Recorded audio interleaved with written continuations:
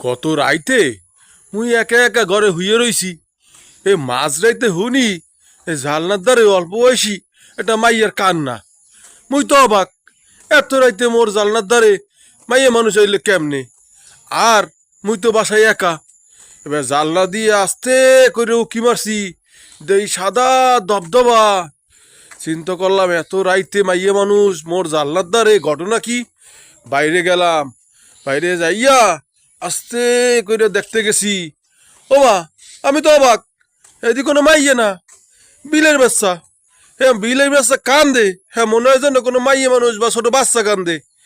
আপনাকে বাড়ির আশেপাশে কোনো সময় কি এরকম বিলাইতে কানছে যে কানলে মনে হয় যে কোনো বাচ্চা কান্দে বা মাইয়ে মানুষ কান্দে?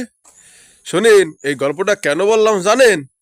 বাড়ির আশেপাশে যদি বিলাই কান্দে তাহলে ভালো। বিলাইতে যা কিছু দেখতে পারে মোরাও দেখতে পারি না। বুঝলো অনুরা? ভালো থাকো প্রিয়।